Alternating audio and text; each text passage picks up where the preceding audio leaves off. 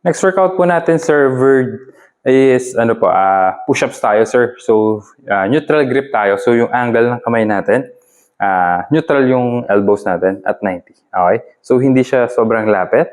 Hindi rin siya open. Sa shoulder workout natin, incorporate yun. Pero, ito yung angle. So, check. Imagine, nakadapa ako. So, ganito po. Alright? Tapos, yung hands natin, a bit wider lang. So, dapat, pag-measure natin, hanggang dito. Yung thumb, tatama sa shoulder natin. So, pakita natin. So, yeah. As always, ang level niya is, dito.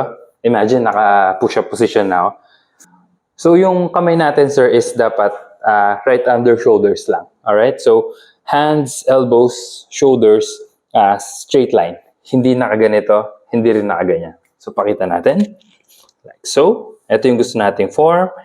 Hindi nakaganon, hindi nakataas yung butt. Kung hindi, perfect na ganyan. Alright? Just right under the arm, the shoulders yung hands natin para keeping the shoulders, rotators safe. Okay? So, pakita natin. Dito tayo. So, inhale down, exhale up, inhale, exhale. So, check. Heels natin nakataas dapat pa. Ha? Hindi siya nakapababang ganyan, hindi rin nakagana. Hindi tayo naka-tiptoe. Perfectly 90 sana. Tapos, again, inhale, exhale. Now, do this. Slide your shoulders away from ears. Ganyan. Para mas mag-lock yung spine natin. And then, brace yung core. Keep it tight para flat or straight. Okay? So, inhale down, exhale up. Inhale, exhale. And then, keep natin yung tension sa core natin. Kapag medyo pagod na, okay? So, for the reps natin, pag kunyari, pagod na tayo, okay? Rest natin is ganito. Okay? Para matapos yung set natin.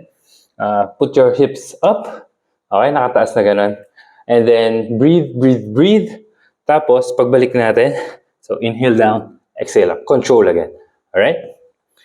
Tapos, para mas ma-activate natin yung chest muscles. Pagka nasa floor na tayo, imagine pinagdidikit natin yung floor.